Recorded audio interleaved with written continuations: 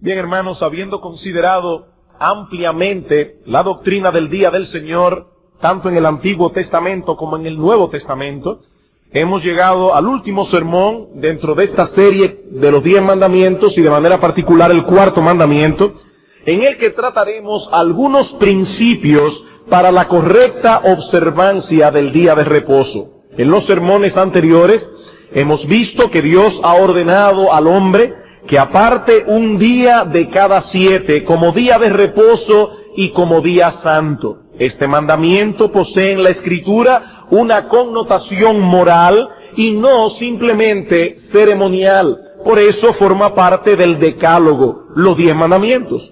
Dios estableció con su ejemplo un patrón que el hombre creado a su imagen debía seguir en el desempeño de su vida en este mundo.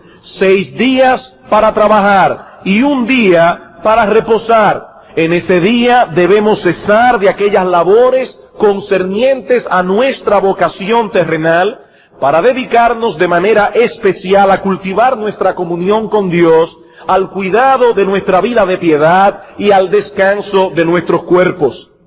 Como hemos podido ver, la esencia de este mandamiento no es difícil de entender, como tampoco es difícil de entender la necesidad que tenemos como criaturas de observar esta ordenanza, tanto para beneficio de nuestra alma, como para beneficio de nuestro cuerpo. El hombre no fue creado por Dios para trabajar sin descanso. Ni su cuerpo, ni su alma han sido diseñados para soportar un ritmo ininterrumpido de trabajo. Y todo aquel que se aventure a violentar ese patrón divino, tarde o temprano sufrirá las consecuencias en su cuerpo y en su alma. No estamos preparados para vivir así. El día de reposo entonces no es una carga, es un alivio. Es un regalo de nuestro Dios amante, una muestra de su tierno cuidado para con sus criaturas y especialmente para con su pueblo. Este es un día de deleite y de gozo para el pueblo de Dios, un día en el que nuestras fuerzas son renovadas, recreadas para seguir corriendo con paciencia la carrera que tenemos por delante. Y espero, amados hermanos, que estas verdades que han sido expuestas hayan quedado firmemente establecidas en vuestras conciencias a través de los sermones anteriores. Al considerar hoy estos principios para la correcta observancia del día de reposo, estamos dando por sentado que todo miembro de IBCJ y toda persona que esté aplicando a nuestra membresía y que nos visita regularmente, estamos presuponiendo que esas personas no tienen dudas en cuanto al deber y la necesidad que tenemos de observar adecuadamente ese día. En nuestro estudio de hoy vamos a considerar 2 puntos básicos. En primer lugar, veremos algunos principios positivos para la observancia del día de reposo.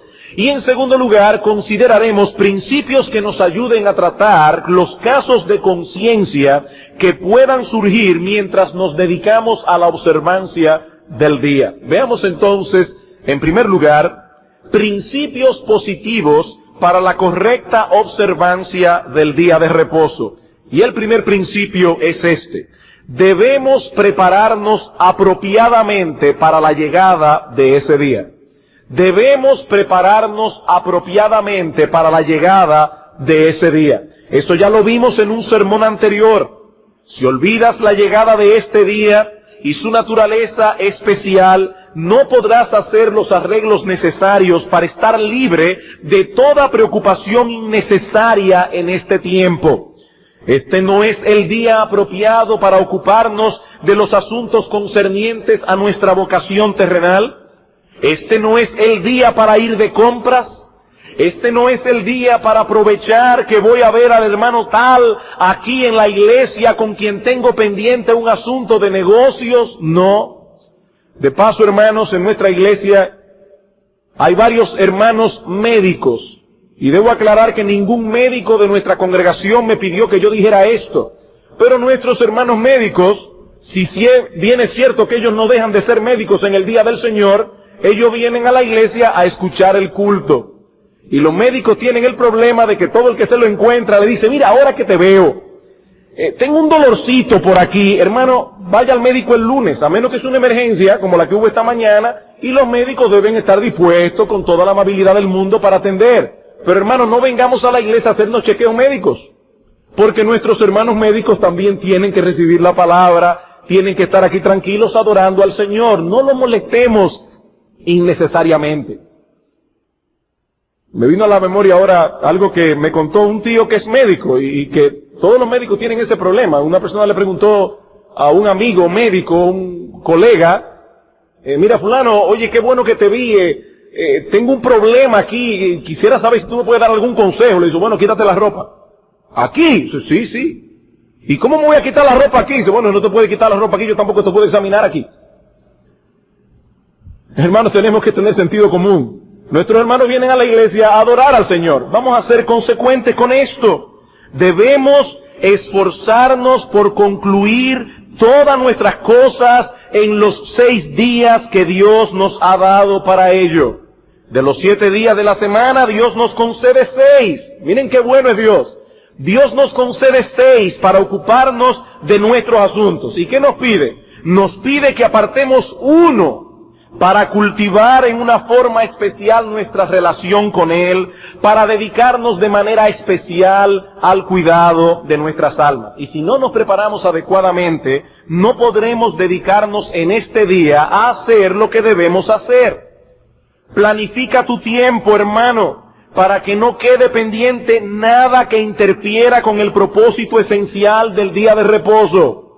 Si piensas tener invitados en la casa después del culto, planifícalo de antemano, de modo que puedas disfrutar de la comunión con estos hermanos y no convertir la invitación misma en un obstáculo para tu vida espiritual. Es bueno tener comunión después del culto. Estamos animando a los hermanos a hacer esto. Vamos a planificarlo de antemano.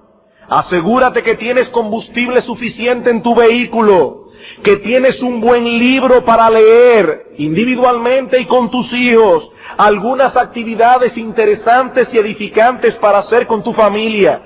Prepárate, mi hermano, para la llegada de este día y verás cómo será un tiempo de deleite para ti y tu familia.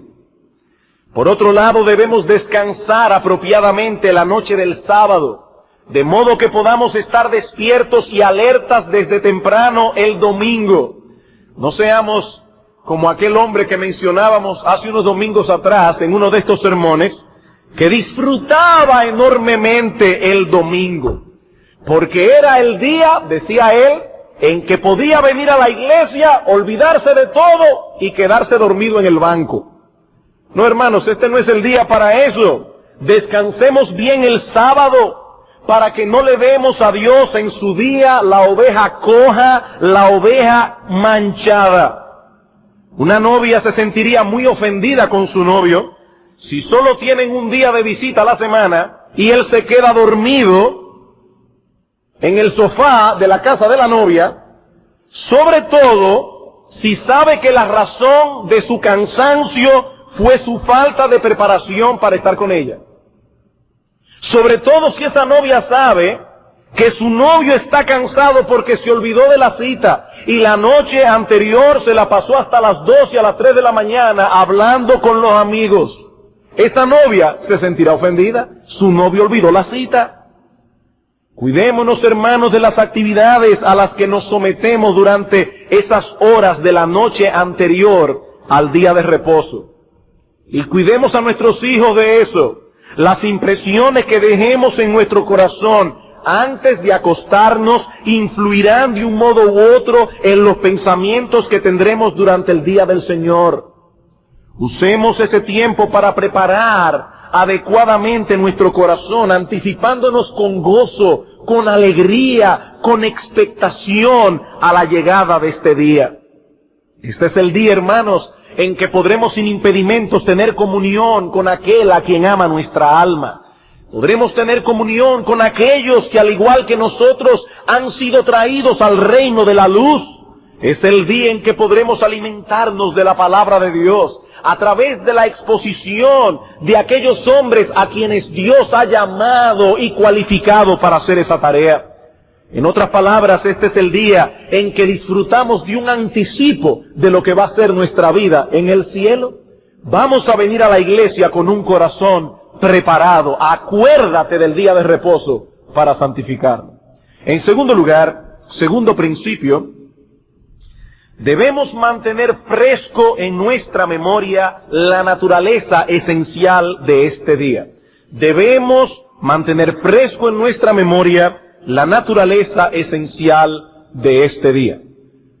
Queridos hermanos, antes de preguntar cuáles son aquellas cosas que están prohibidas durante el día de reposo, debemos comenzar estableciendo más bien cuáles son aquellas cosas que los cristianos estamos llamados a hacer en este día.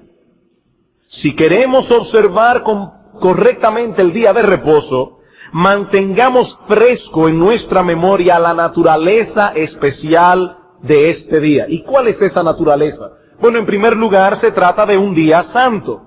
Se trata de un día santo. A través de toda la Escritura vemos que Dios santificó este día. Lo separó de ese modo para su uso especial. Pero más aún, lo constituyó como un vehículo de santificación para su pueblo. Moisés nos dice en el Génesis capítulo 2 que Dios bendijo el día de reposo y lo santificó. Lo apartó para él y lo invistió de su favor. Dios bendijo el día de reposo. Y no olviden, hermanos, que las bendiciones que Dios pronuncia tienen el poder de impartir el favor que prometen.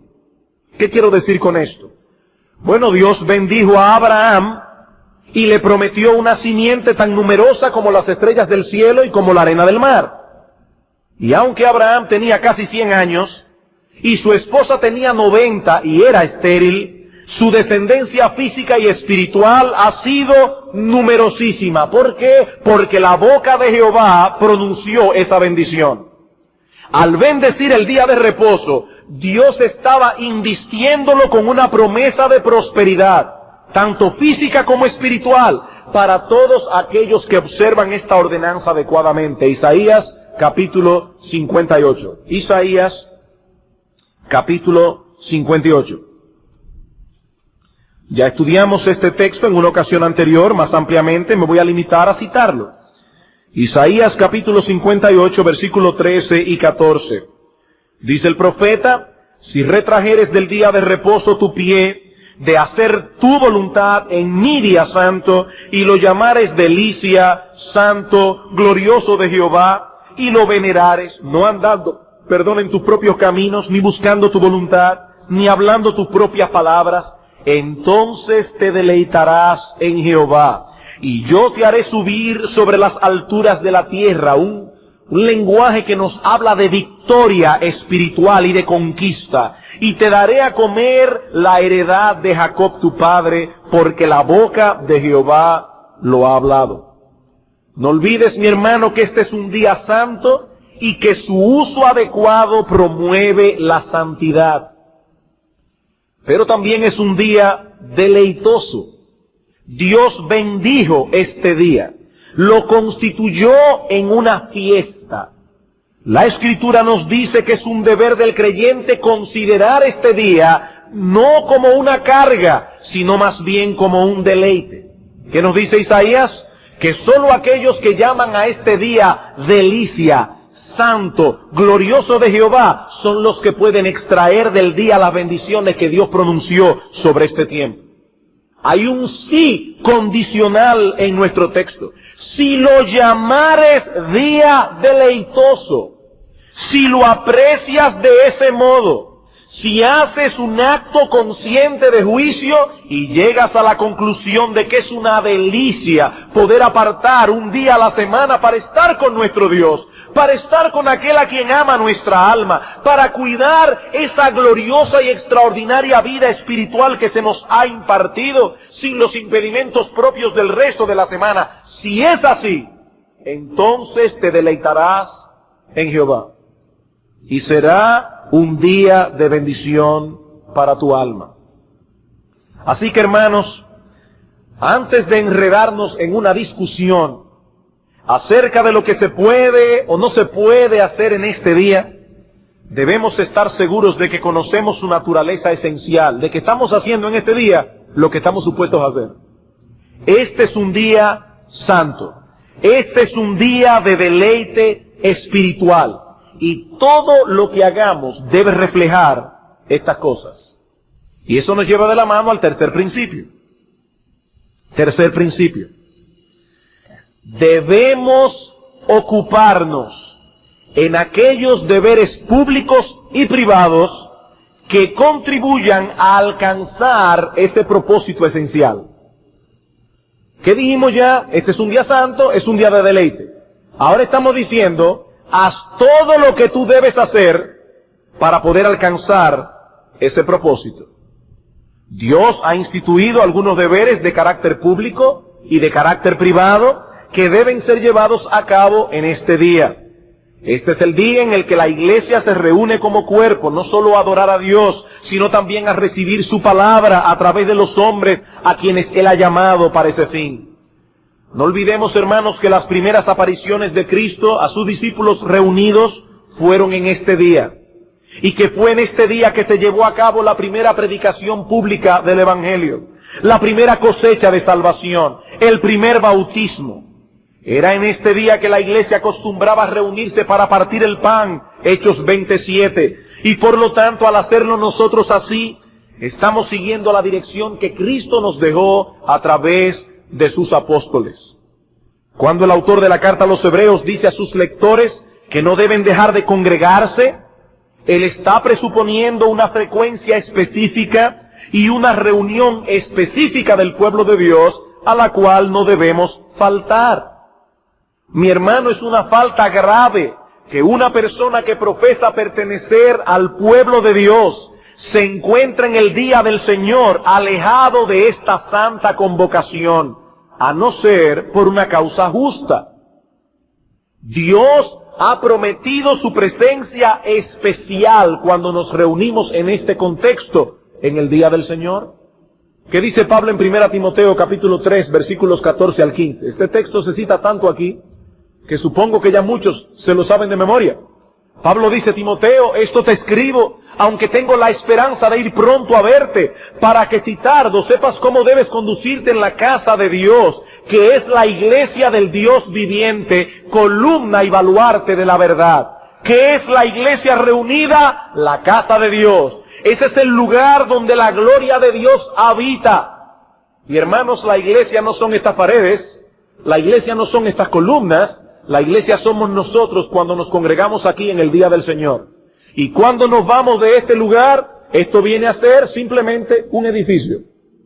La iglesia ya no está aquí.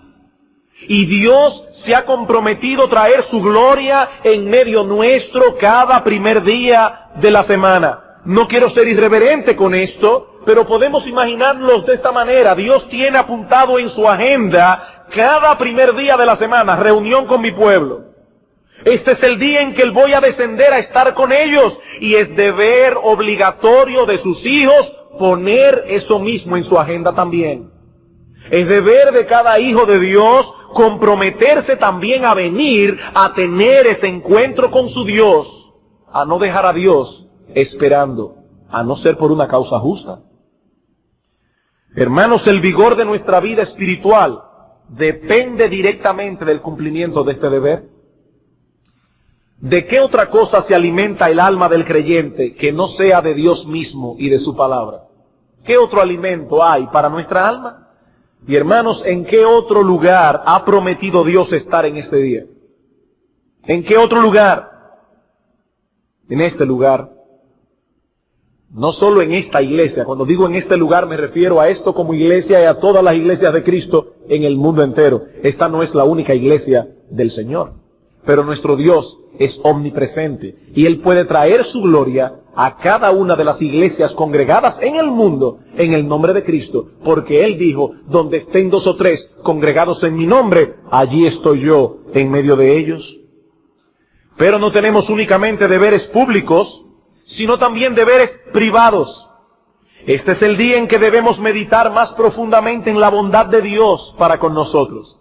Israel debía recordar todos los días de su vida que Dios los redimió de la esclavitud de los egipcios. En Deuteronomio capítulo 16, versículo 3, Dios le dice: todos los días de tu vida acuérdate del día en que saliste de la tierra de Egipto. Oigan esto, hermanos. Dios le dijo a su pueblo: acuérdate de eso todos los días. Pero debían recordarlo especialmente en el día de reposo. Deuteronomio capítulo 5. Deuteronomio capítulo 5.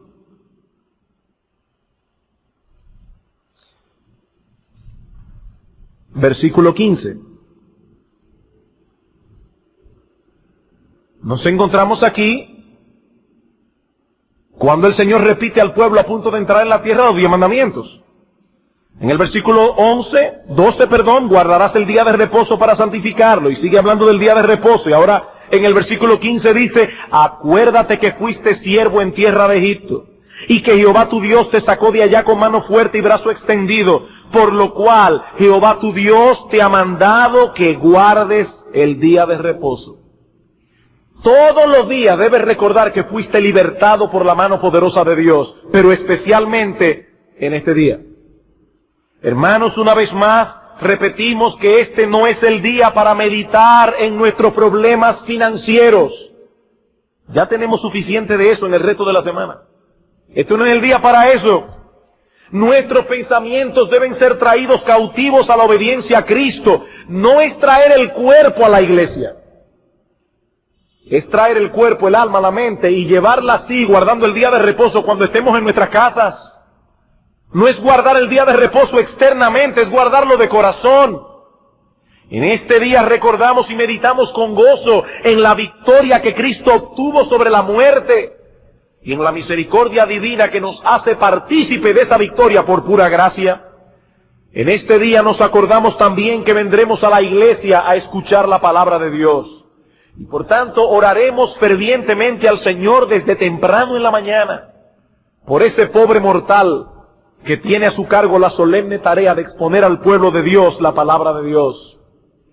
Oraremos también fervientemente por nosotros mismos, reconociendo que hay en nosotros un pecado remanente que se resiste a prestar atención a esa palabra santa y que aún se resiste aún más a obedecerla. Oraremos por el predicador, pero oraremos también por la iglesia, que Dios les conceda un espíritu receptivo a nuestros hermanos, que Dios elimine los prejuicios que impidan que la palabra predicada encuentre cabida en nuestros corazones. Oraremos por aquellos que estarán de visita en medio nuestro y que no han sido aún partícipes de la gracia salvadora de Dios. Rogaremos por sus almas, que Dios tenga misericordia de ellos en este día, así como la tuvo de nosotros en el pasado. El día de reposo, por otra parte, no solo es una institución individual, es una institución familiar. Envuelve a todos aquellos que están a nuestro cuidado. Éxodo capítulo 20, versículo 10. Éxodo capítulo 20, versículo 10. El día de reposo es una institución familiar. Y por lo tanto, dentro de esos deberes, también están los deberes que tenemos para con nuestra familia. Dice en Éxodo capítulo 20, versículo 10, el séptimo día es reposo para Jehová tu Dios. No hagas en él obra alguna tú, ni tu hijo, ni tu hija, ni tu siervo, ni tu criado, ni tu bestia, ni tu extranjero que está dentro de tus puertas. Y hermanos, cuando nosotros pensamos en el día de reposo como una institución familiar, veremos que hay ciertas cosas que nosotros debemos hacer en este día para que sea provechoso para nuestros hijos. No olvidemos que Satanás está en acción antes, durante y después que nosotros venimos a la iglesia. Antes nos indispone para que no vengamos. Y pasan 1000 cosas para que nosotros no vengamos a la iglesia. Y si no puede hacernos desistir, tratará que no vengamos preparados.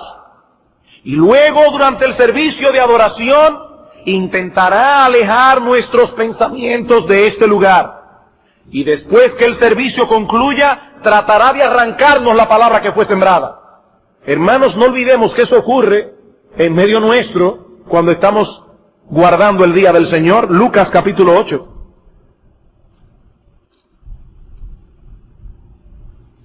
Lucas capítulo 8.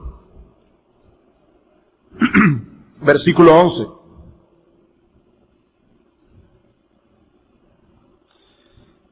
Dice el Señor, esta es pues la parábola del sembrador, la explicación. La semilla es la palabra de Dios. Los de junto al camino son los que oyen, y luego viene el diablo y quita de su corazón la palabra para que no crean y se salven. El pastor Eric Gómez dio una buena meditación hace unos domingos atrás en la escuela dominical acerca de esta parábola del sembrador. No tenemos que ampliarla. Pero hermanos, cuando lleguemos a nuestros hogares, procuremos que Satanás no haga eso en el alma de nuestros hijos.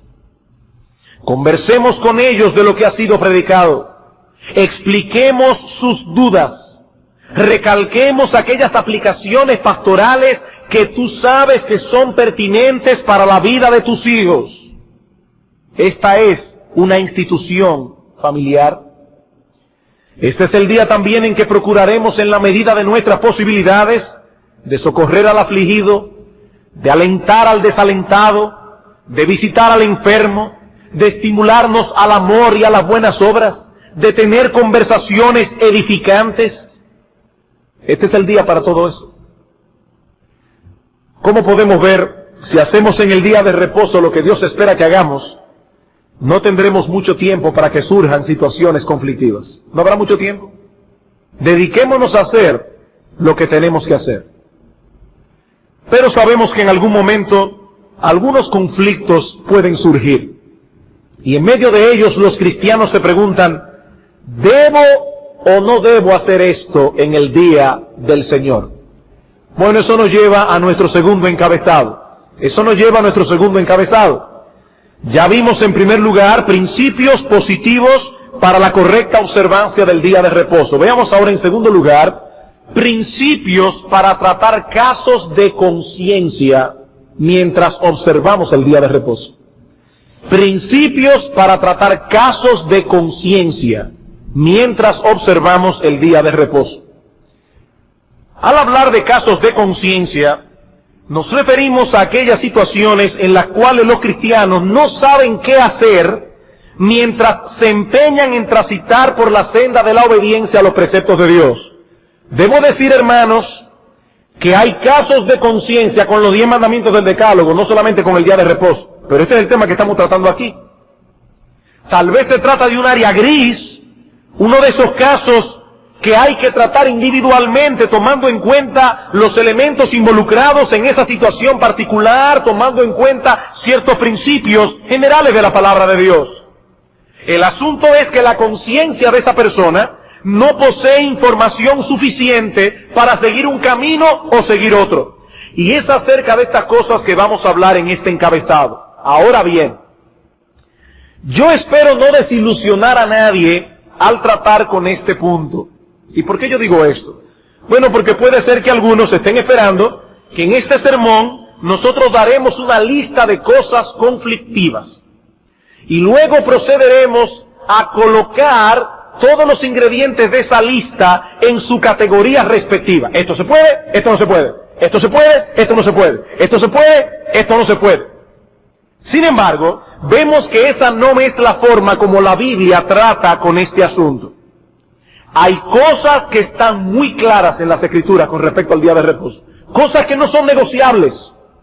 Hay otras que deben ser tratadas a la luz de principios generales. Y por lo tanto, el camino más seguro de tratar con estos casos de conciencia no es traer una lista. El camino más seguro es hacer lo que la Biblia hace, traer principios generales. Estos principios serán de gran utilidad para aquellos que aman al Señor, para aquellos que desean hacer su voluntad, para aquellos que se preocupan en agradar a su Señor. Para aquel que no tiene esta preocupación, para aquel que no ama al Señor, para aquel que no tiene interés en agradarle, estos principios le sonarán a quisquillosería. Son dos perspectivas muy diferentes. Oye, pero esta gente si le gusta buscar las 5 patas al gato. ¿Por qué se afanan tanto con este asunto del cuarto mandamiento? Yo prefiero no complicarme la vida y no me hago tantas preguntas. Esa forma de pensar revela un descuido condenable en lo que respecta a nuestra relación con Dios. Cuando amamos a alguien nos esforzamos por agradarle. Máxime cuando se trata de alguien a quien le debemos mucho. Y en este caso no se trata de alguien a quien le debemos mucho. Se trata de alguien a quien le debemos todo. Se trata de aquel que es el objeto más grande de nuestro amor. Aquel a quien le debemos todo, tanto en el sentido físico como en el sentido espiritual. Ese cuidado que manifiesta el hombre piadoso de obedecer a Dios aún en los más mínimos detalles. Hermanos, eso no es legalismo, eso no es quisquillosería. Eso es amor a Dios. El que me ama guardará mis mandamientos, dice Cristo. No es quisquillosería, no es legalismo, es amor a Dios. Y no solo amor a Dios, es un asunto de fe. Es un asunto de fe.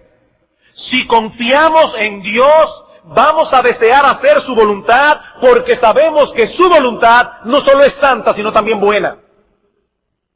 La voluntad de Dios es santa, pero es buena. Lo mejor que nos puede pasar es que nosotros podamos andar en la senda de la voluntad de Dios. Porque la ley de Dios es buena, es santa y es agradable. Con esto en mente, ahora nos preguntamos, ¿qué podemos hacer cuando nos topamos con asuntos espinosos relacionados con el cuarto mandamiento, con el día del Señor? Primer principio. Juzga las cosas oscuras a la luz de aquellas que están claras. Juzga las cosas oscuras a la luz de aquellas que están claras. Hermanos, ¿qué se nos ordena claramente en el cuarto mandamiento? Claro como la luz del día. Que el día de reposo debemos dedicarlo preeminentemente a la adoración a Dios, al cuidado de nuestras almas y al reposo de nuestro cuerpo. Repito, eso está claro como la luz del día. Está claro que debemos poner a un lado nuestras labores cotidianas. Está claro que debemos velar porque nuestros hijos hagan lo mismo. Está claro que debemos hacer lo mismo con los siervos que están bajo nuestra autoridad. Y está claro que no debemos, por una simple comodidad personal, servirnos de aquellos que violan el mandamiento. Éxodo capítulo 20, versículo 10 otra vez. Éxodo capítulo 20, versículo 10.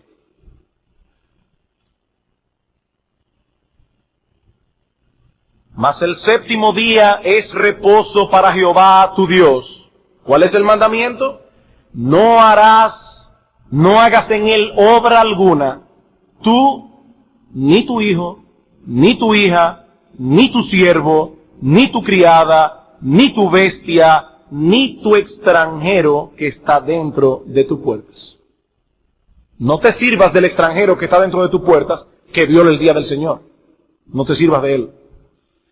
Debes hacer todo lo que esté a tu alcance para que otros no trabajen sin necesidad en el día de reposo. Este principio es ilustrado en la historia bíblica cuando en el tiempo de Nehemías las puertas de la ciudad debieron ser cerradas porque habían mercaderes que venían en el día de reposo para vender sus mercancías al pueblo de Dios. Y Nehemías cerró las puertas de la ciudad. No lo vamos a buscar, eso está en Nehemías capítulo 13, versículos 15 al 22. Y si bien nosotros no podemos hacer lo que hizo Nehemías en su tiempo, que cerró las puertas de la ciudad porque él era el gobernador, Israel era una teocracia, nosotros no estamos en esa situación aquí, vivimos en República Dominicana, pero sí podemos y debemos aplicar el principio que él aplicó.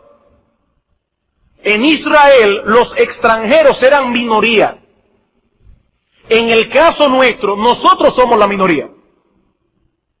Allá los extranjeros eran la minoría, aquí nosotros somos la minoría. En medio de una sociedad secularizada, donde los mandamientos de Dios no importan en absoluto. Obviamente no tenemos a la mano los recursos necesarios para que todos los negocios cierren en domingo. No podemos hacerlo, no tenemos los recursos. Nehemías sí tenía los recursos y los aplicó. Nosotros no los tenemos. Pero eso no elimina, hermanos, el peso del mandamiento.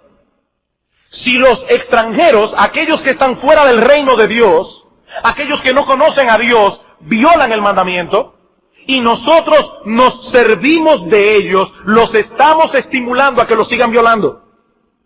Nosotros no debemos estimular a otros a pecar. Ese es un claro principio que encontramos no solo en Éxodo 20, en toda la Biblia.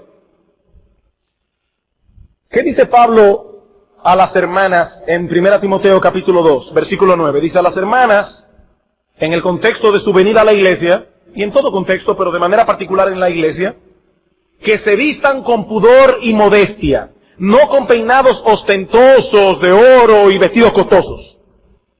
¿Por qué Pablo da este mandamiento? Por el principio que el Señor Jesucristo enseña en Mateo capítulo 5, si tu ojo te es ocasión de caer, sácatelo. Pero ahora Pablo dice a las mujeres, no seas tú ocasión para que el hombre caiga.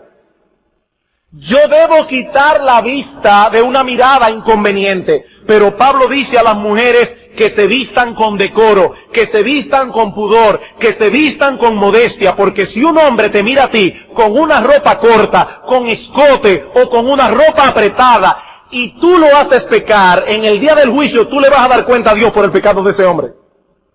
¿Fue el culpable de eso? Por supuesto que sí. Él debió apartar la vista, pero tú eres partícipe de su pecado. Eso es lo que Pablo está diciendo. De hecho, la palabra pudor y modestia significa literalmente sentido de vergüenza. Vístete con sentido de vergüenza, con la idea de que te daría vergüenza que un hombre caiga en pecado por causa tuya. Esa es la idea. ¿Cuál es el principio? Yo debo hacer todo lo que esté a mi alcance para que las personas no violen el mandamiento. Dice Cristo que la ira pecaminosa es como el homicidio. ¿Qué pasa si yo provoco a ira a una persona y esa persona sale de quicio y se aira y se enoja pecaminosamente contra mí?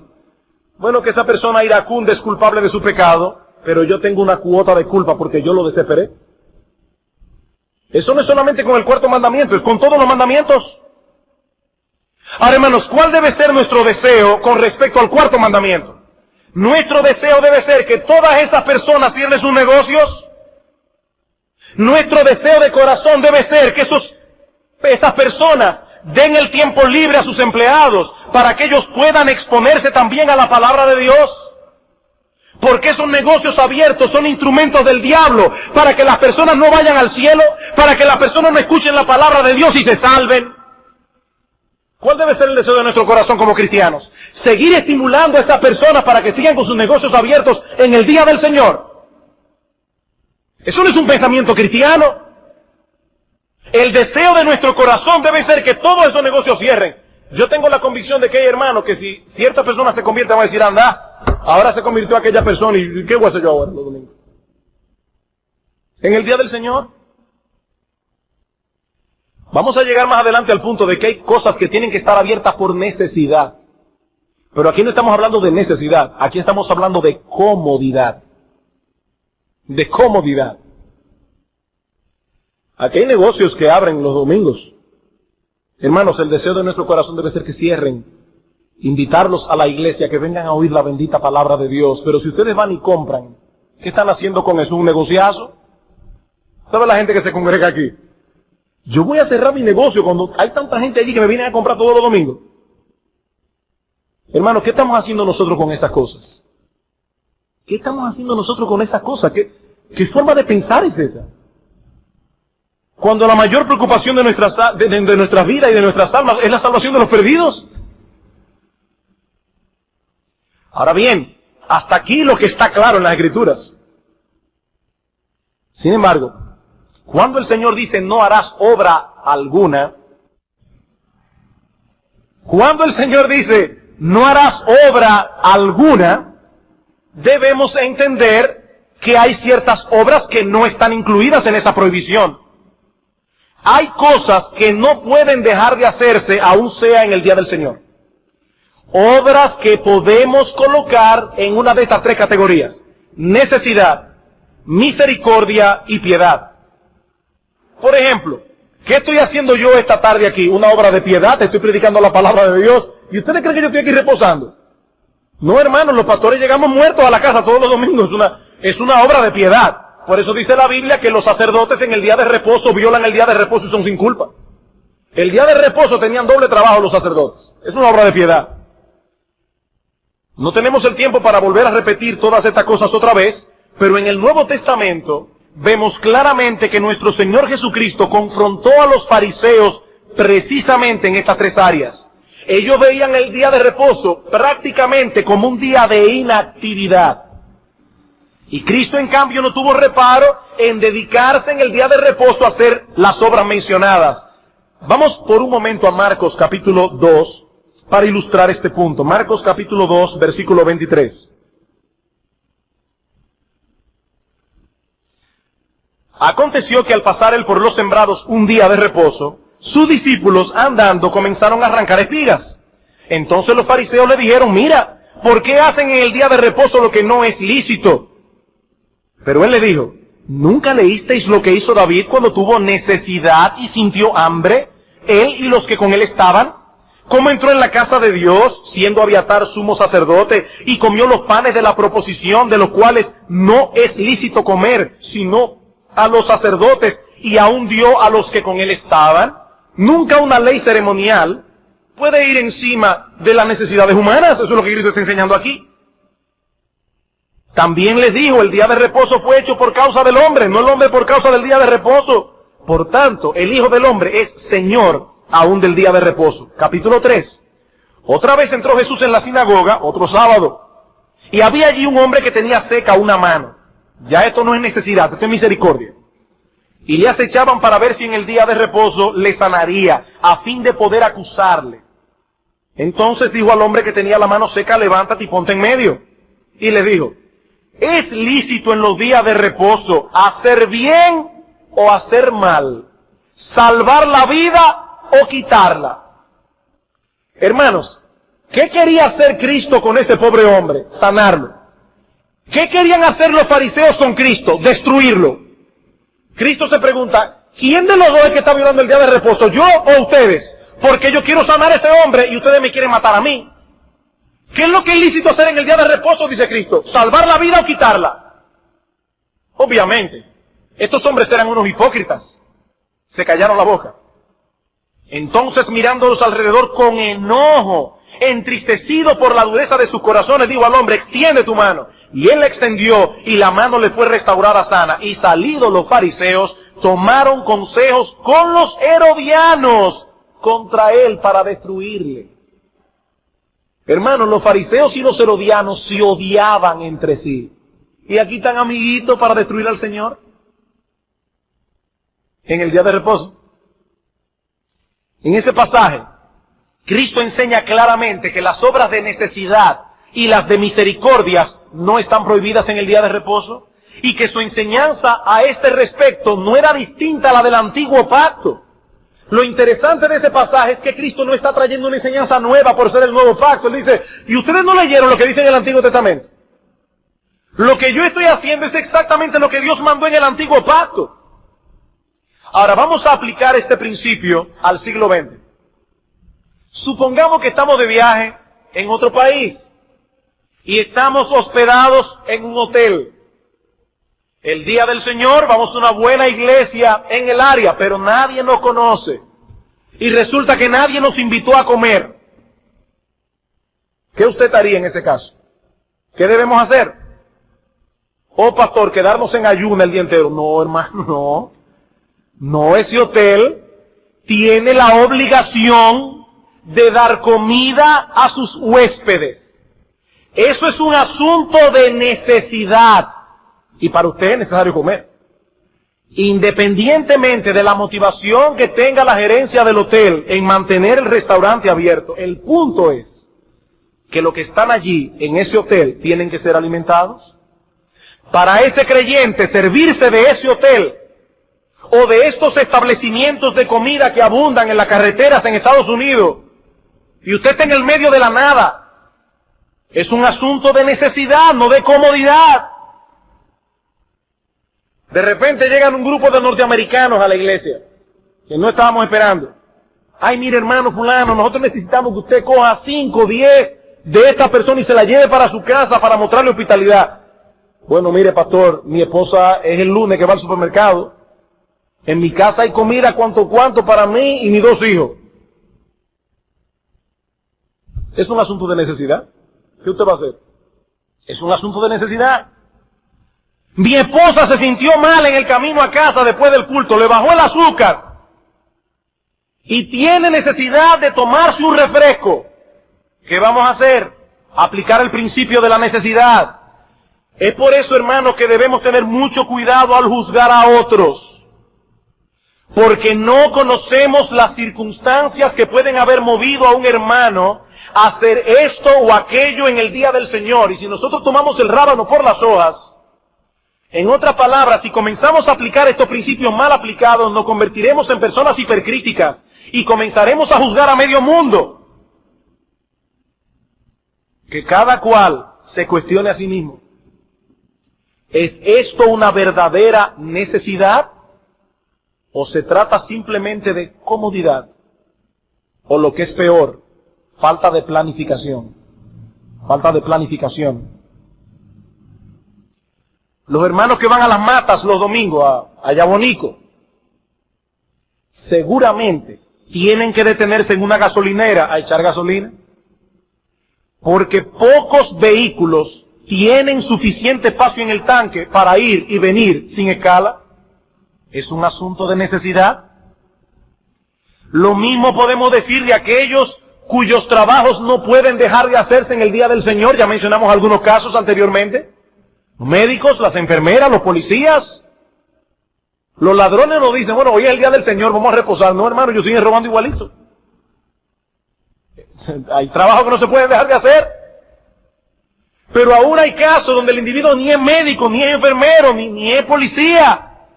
Y sin embargo, se presentó una situación extraordinaria que requiere de su servicio en un momento dado en el día del Señor. Son casos excepcionales. Ahora, estos casos, hermanos, no eliminan el principio general de las Escrituras. ¿Y cuál es el principio general? Dios no quiere que nos ocupemos de nuestras labores cotidianas en el día del Señor. Dios no quiere que nos sirvamos de aquellos que violan el día del Señor. Ese es el principio. Si hay una necesidad real, esa necesidad debe ser resuelta con los recursos lícitos que tenemos a la mano. La vida humana debe ser protegida. Pastor, pero a veces se dan casos en que no es fácil determinar si se trata de una necesidad o no. Sí, eso es cierto, pero esos casos también serán excepcionales. Esos casos también serán excepcionales. Mantén claro en tu mente el diseño original del día y su propósito, y muchas cosas oscuras vendrán a ser claras. Haz lo que debes hacer en el día de reposo y no habrá mucho tiempo disponible para los casos de conciencia. Faltan 3 principios que lo voy a ver rápidamente, hermanos. Segundo principio. Ora a Dios que incremente tu discernimiento, de modo que puedas aplicar los principios generales de la palabra en tu situación particular. Ora a Dios que incremente tu discernimiento. Filipenses capítulo 1, versículos 9 al 11.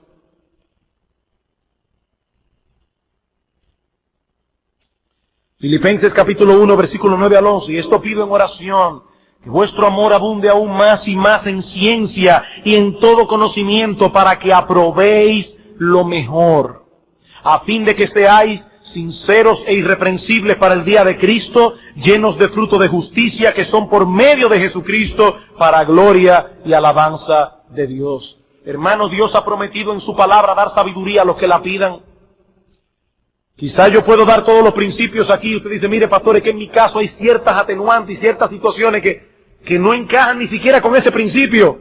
Pídele a Dios que te dé sabiduría. ¿Y cómo da Dios sabiduría? A través de la palabra. A través de la palabra. Tercer principio. Si aún tiene dudas, busca consejo en el lugar apropiado. Si aún tienes dudas, tal vez porque en tu caso hay ciertos elementos muy peculiares, busca consejo, hermano, en los lugares apropiados. La Escritura dice, en la multitud de consejeros hay sabiduría. Y más aún, dice que no buscar consejo cuando es necesario puede estar revelando una mala condición del corazón. Yo prefiero no preguntar. Dice en Proverbios capítulo 18, versículo 1, el separatista busca su propio placer. Eso creo que así lo dice la Biblia de las Américas. El separatista busca su propio placer. Yo prefiero no preguntar, para que mi conciencia no se cargue. Cuarto principio. Después de hacer todo eso, cuando llegues a una convicción, cuídate de no tener un espíritu censurador que juzgue a todo aquel que no lo hace como tú. Cuídate de no tener un espíritu censurador que juzgue a todo aquel que no lo hace como tú. Y eso tiene doble vía. Los que no hacen ciertas cosas juzgan a los que la hacen. Y los que hacen ciertas cosas juzgan a los que no lo hacen, de legalistas y de quisquillosos. Y estamos diciendo aquí, quítate ese espíritu censurador. Quítate ese espíritu censurador de encima. Puede ser que tu situación particular demande cierto tipo de acción particular. Pero esa no es necesariamente la situación de otros hermanos. Es como el caso de los hijos. Cada uno de nosotros conocemos dónde están nuestros hijos. Y cada familia debe regular las cosas que permitirá o no permitirá en el día del Señor. Que sean grises y neutras. Yo no estoy hablando de lo que se prohíbe. Yo no estoy hablando de lo que se prohíbe. Lo que está prohibido está prohibido. Pero hermanos, si se trata de un asunto gris, no debemos pretender que todo el mundo lo haga exactamente de la manera como nosotros lo hacemos. Por supuesto, si tú sabes que hay un hermano que está violando el día del Señor, si tú sabes que hay un hermano que está violando el principio claro de las Escrituras con respecto al día del Señor, hermano, es tu deber amonestarlo. Ama a ese hermano y amonéstalo, porque fieles son las heridas del que ama, pero inoportunos los besos del que aborrece. Ahora, tienes que estar seguro de que esta persona realmente está violando el mandamiento. Yo sé de hermanos que hacen ejercicio todos los días y en el día del Señor se abstienen de hacerlo porque para ellos eso es parte de su cotidianidad. Y eso está perfectamente bien. Pero puede darse el caso de alguien que necesita de una caminata media hora por la tarde para mantener su mente alerta en el culto de la tarde. Quizás ese hermano tiene una vida muy sedentaria y el domingo él necesita ir a dar una caminata de paso rápido. Y él aprovecha esta caminata para meditar y orar a Dios. Y resulta que el hermano, que corre los otros 6 días, menos el domingo, dice, pecado. Es que son dos casos diferentes. Es que son dos casos diferentes. Hermanos, cuidémonos de estar juzgando sin necesidad. Algunos pueden emplear ese mismo tiempo para ir a caminar con sus hijos pequeños para que boten un poco de energía. Y aprovechan el momento para hablarles de la creación y muchas otras cosas más. Cada familia debe determinar ciertas cosas dependiendo de su situación particular, haciendo uso de los principios generales que encontramos en las Escrituras. Y es muy probable que no todos aquí harán todas las cosas de la misma manera. Quiere el Señor que nuestra iglesia siga creciendo en madurez, porque está creciendo en madurez, que siga creciendo en madurez, de modo que sepamos manejar aquellas diferencias que vienen enmarcadas dentro de la libertad cristiana, para que no seamos hipercríticos pero al mismo tiempo nos involucremos con aquellos que en una forma evidente están violando este mandamiento para el perjuicio de sus almas y de las almas de otros. Quiera Dios que nosotros como iglesia podamos crecer en estas cosas. Bien, hermanos, de este modo concluimos esta serie del Día del Señor dentro de la serie de los 10 mandamientos. Y esperamos que el Espíritu Santo haya traído luz y convicción con respecto a las cosas que hemos estado enseñando. Solo quiero traer 3 minutos de palabra de aplicación para concluir. 3 minutos. Hermanos, en estos momentos nos encontramos como iglesia estudiando los 10 mandamientos. Es la segunda vez que damos esta serie de sermones en 20 años que tenemos de ministerio. Aunque en una ocasión anterior estudiamos el 4º mandamiento hace unos años atrás. Decimos esto porque alguien puede estar visitando nuestra iglesia recientemente y ver que se ha estado hablando mucho de este tema. Y puede llegar a la conclusión de que estamos haciendo un énfasis desmedido en un solo aspecto de las Escrituras. No, mi amigo, esta iglesia está comprometida a predicar todo el consejo de Dios. No tenemos temas favoritos en la Escritura. No tenemos ninguna doctrina particular de la teología bíblica como si fuera nuestro estandarte. Porque si lo hacemos así, no seríamos fieles ministros del Evangelio y estaríamos presentando un mensaje distorsionado, desbalanceado. No obstante, al entrar a considerar el 4º mandamiento, tuvimos que enfrentar una realidad. No podíamos pasar por alto el hecho de que este es el mandamiento más atacado del decálogo en nuestra generación. Y el que más cuestionamientos levanta. Y es por eso, no por ninguna otra razón, que nos hemos detenido aquí más de lo que lo habíamos hecho en los mandamientos anteriores. No creemos que el día de reposo es el todo de la vida cristiana. No.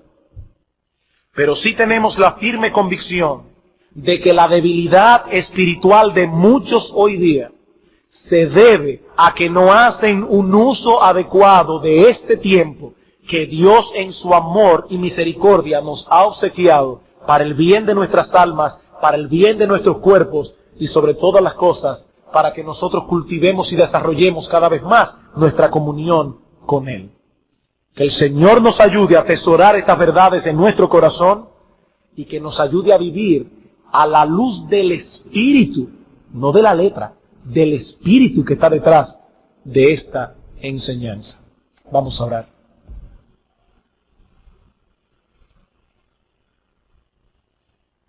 Tu palabra, oh bendito Señor, ha sido expuesta. Ahora solo nos resta suplicarte que nos des la madurez que necesitamos para ser hombres y mujeres balanceados. Ayúdanos, oh Señor, a saber aplicar estas cosas en el momento oportuno, para que nosotros no vivamos de acuerdo a la letra, sino de acuerdo al Espíritu. Oh Señor, nosotros queremos agradarte a ti. Nosotros queremos cultivar nuestra relación de amor contigo. Nosotros queremos gozarnos y deleitarnos en este día.